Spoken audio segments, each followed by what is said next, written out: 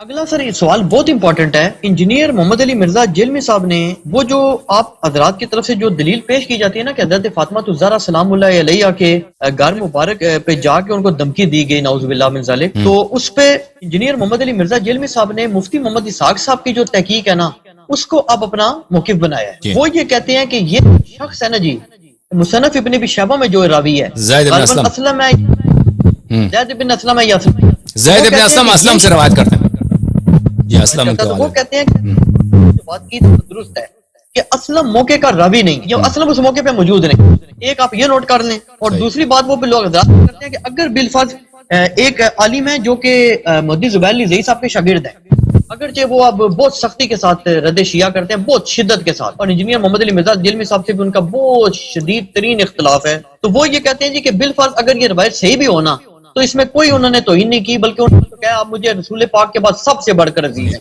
یعنی ایک تو یہ روایت باطل ہے کیونکہ اس کا جو راوی ہے وہ موقع کا گواہ نہیں ہے. ایک تو یہ علم حدیث میں کیا یہ بات درست ہے یا نہیں، ایک یہ نوٹ کر لیں. دوسرا یہ ہے کہ دوسرا جو عالم نے موقف دیا انہوں نے کہا اگر یہ روایت سندن درست بھی مان لی جائے باوجود اس کے کہ اس کا راوی موقع کا گواہ نہیں ہے تو اس میں توہین کا کوئی پہلو نہیں ہے، کیونکہ اگلا جو واقعہ وہ سارا ان کے مطابق اہل تشیع نے ٹوٹلی جھوٹ گاڑ رکھا ہے.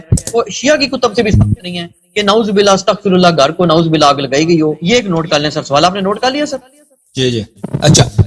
پہلا جو آپ نے سوال کیا ہے کہ مصنف ابن شیبہ والی جو روایت ہے زید بن اسلم اپنے والد سے روایت کرتے ہیں، تو اس کے متعلق سند میں تو کوئی اور مشکل ہے ہی نہیں، کیونکہ سند صحیح ہے بشرط بخاری بشرط مسلم. صرف یہ ہے کہ اسلم جو عمر کے غلام تھے، عمر کے وہ خادم تھے، وہ کہتے ہیں اس وقت مدینے میں نہیں تھے. اس کی دلیل کیا ہے؟ اس کی دلیل یہ ہے کہ اسلم صحابی نہیں ہے. اگر وہ اس زمانے میں ہوتے تو وہ صحابی ہوتے ہیں، کیونکہ وہ صحابی نہیں ہے، تو اس لیے اس کی اور کوئی دلیل نہیں ہے. یعنی اور کوئی دلیل نہیں ہے. یعنی وہ نبی کریم صلی اللہ علیہ وسلم کے وفات کے وقت وہ مسلمان تھے لیکن وہ مکے میں تھے. لیکن پہلی بات تو یہ ہے کہ اگر وہ ایک شخص روایت کرتا ہے ایک بات کو اور وہ صحابہ میں سے نہیں، اس نے نبی کریم صلی اللہ علیہ وسلم کو نہیں دیکھا ہے، تو یہ واقعہ جو آیا ہے پیش آیا ہے، دھمکی دی گئی ہے کہ میں آگ لگا دوں گا، تو یہ تو نبی کریم صلی اللہ علیہ وسلم کے حیات میں پیش تو نہیں آیا نا، یہ ان کے وفات کے بعد پیش آیا. ان دونوں میں کوئی تنافی نہیں ہے کہ زید مثلا نبی کریم اسلم نبی کریم صلی اللہ علیہ وسلم کے وفات کے بعد مکے سے مدینے پہنچ گئے اور ان کی صحابیت بھی نہیں، اور اس کے باوجود وہ اس واقعے کے شاہد رہے. مان بھی لیں کہ چلیں وہ اس واقعے کو شاہد نہیں ہے، تو اس کا بھی جواب ہمارے پاس ہے. لیکن پہلے میں اس بات کا جواب دوں کہ آپ نے کسی مولوی کا ذکر کیا کہ اس میں کوئی توہین نہیں ہے. ملاحظہ فرمائیے، یہ کتاب ہے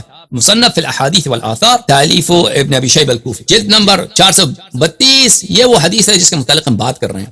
اچھا، یہ حدیث ہر لحاظ سے اس میں کوئی اشکال ہی نہیں ہے. سند کے لحاظ محمد ابن بشر حدثنا عبید اللہ ابن عمر حدثنا زید بن اسلم عن ابی، تو یہ حدیث بخاری مسلم سب اس بخاری مسلم کے متفق علیہ روایت کہ اس میں یہ ہے کہ کان علی والزبیر يدخلان امیر المؤمنین علیہ السلام اور زبیر آتے تھے کن کے پاس؟ حضرت زہرا سلام اللہ علیہا کے. فیشاورونها ويرتجعون في امرهم، مشورہ کرتے تھے اور اپنے کام کے سلسلے میں آپس میں بات چیت. فلما بلغ ذلك عمر بن الخطاب خرج، جب یہ خبر پہنچی کہ یہاں پہ یہ لوگ جمع ہوتے ہیں باتیں کرتے ہیں، عمر کو پہنچی تو عمر آ گیا اور حضرت زہرا سلام اللہ علیہا کے پاس آ گیا. قال یا بنت رسول اللہ، اور اس کے بعد اس نے خطاب کیا. تو ابھی میں ایک جملہ کہہ دوں یہاں پر، دیکھیں ابو بکر کی خلافت کی کیا دلیل ہے؟ ابو بکر کی خلافت کی دلیل یہ کہ اس کے پاس خلافت پہ کوئی نص نہیں ہے. کہتے ہیں اجماع یعنی سب مسلمان متفق ہو گئے کہ یہ ہمارا خلیفہ ہے. لیکن اس حدیث میں کیا ہے؟ اگر کہتے ہیں اگر صحیح بھی ہے تو اس میں کوئی توہین نہیں ہے. پہلی بات تو یہ ہے کہ اس میں واضح دلیل ہے کہ ابو بکر کی خلافت پہ کوئی اجماع نہیں ہے، کیونکہ یہ لوگ جمع ہوتے تھے حضرت زہرا سلام اللہ علیہا کے گھر میں، وہاں پہ کاروبار کا مسئلہ ڈسکس نہیں ہوتا تھا، وہاں پہ خلافت کی بات ہوتی کہ ابو بکر کے خلیفہ بن چکا ہے، ہم کیا کریں. تو اسی لیے تو عمر آیا ہے. جب خبر پہنچا ہے تو اس نے سوچا ہے کہ یہاں پہ ہمارے خلاف منصوبہ ہے، سازش ہے، آیا ہے اور وہاں پہ دھمکی دیا کہ میں گھر جلا دوں گا اگر یہ پھر جمع ہو گیا. تو یہاں پر کہ یہ اہل بیت طاہرین علیہم الصلوۃ والسلام کو ایک حزب اختلاف اپوزیشن گروپ جو کنسپریسی کر رہے ہیں، سازش کر رہے ہیں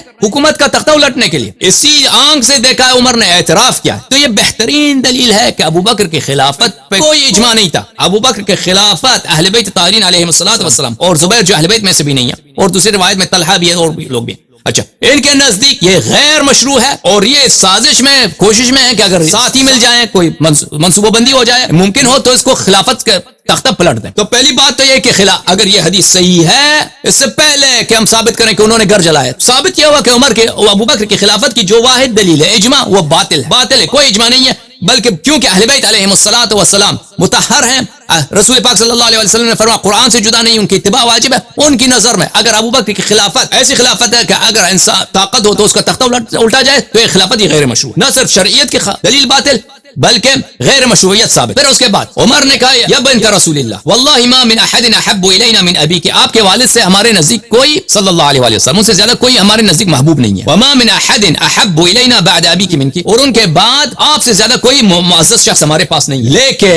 لیکن اللہ کی قسم یہ ما ذاک بمانعی، یہ میرے لیے منع کا باعث نہیں ہوگا، یہ مجھے اس کام سے نہیں روکے گا. کس کام سے؟ ان اجتمع هؤلاء النفر عندك، اگر یہ لوگ آپ کے پاس دوبارہ آ گئے، هؤلاء النفر، یہ لوگ، یہ جماعت صحابہ تھے جو ادھر آتے تھے مشورہ کرتے تھے، ان امرتهم ان يحرق عليهم البيت، کہ میں حکم دوں گا کہ ان کا آپ کا گھر ان پہ جلایا جائے. جس شخص نے کہا کہ اس میں توہین نہیں ہے، ہاں وہ گھر رسول پاک صلی اللہ علیہ وسلم، صحیح حدیث ہے مستدرک حاکم میں کہ جس حدیث بہت زیادہ ہے کہ جب بھی رسول پاک صلی اللہ علیہ وسلم زہرا طاہرہ سلام اللہ علیہا کو دیکھتی تھی، عائشہ کی اپنی حدیث، احترام میں کھڑے ہو جاتے تھے. اور مستدرک حاکم میں صحیح حدیث ہے تقبیلیت کا، یعنی دست پہ بوسہ دینا، ہاتھ پہ بوسہ دینے کا. نبی کریم صلی اللہ علیہ وسلم بوسہ دیتے تھے. یہ کسی کے متعلق نہیں ہے کہ نبی کریم صلی اللہ علیہ وسلم آدم سے ملاقات ہوئی شب معراج، موسیٰ علیہ السلام سے ملاقات ہوئی شب معراج، ابراہیم ان کے جد ہیں ان سے ملاقات ہوئی شب معراج، کہ ان کا ہاتھ چوما. ہاتھ اگر چوما ہے تو صرف بی بی سلام اللہ علیہا. صحیح حدیث ہے مستدرک حاکم، زائبی نے بھی تصحیح کیا. اچھا تو ان سے کہہ رہے ہیں کہ ہم اگر یہ لوگ پھر جمع ہو گئے تو میں آپ کا گھر جلا دوں گا. اس دیکھیں عزیزو، یہ کہ اگر کوئی کہہ دیں کہ اس میں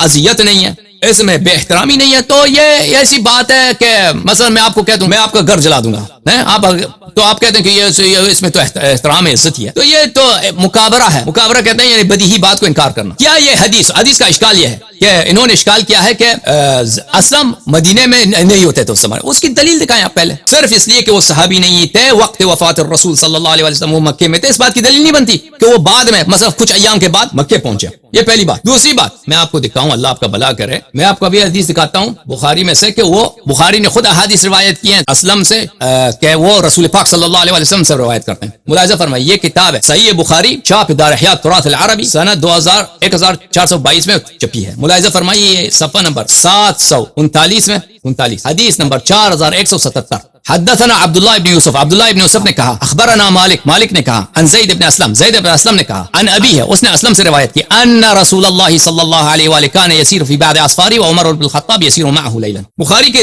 حدیث ہے کہ رسول پاک زید ابن اسلم نے اپنے والد اسلم سے روایت کی ہے کہ رسول پاک صلی اللہ علیہ وآلہ وسلم ایک دفعہ ایک سفر میں رات کو سفر کر رہے تھے اور عمر ان کے ساتھ. پھر عمر نے ان سے ایک سوال کیا تھا، جواب کیا اس میں لمبی. یہ حدیث بخاری میں 3 جگہ مذکور ہے.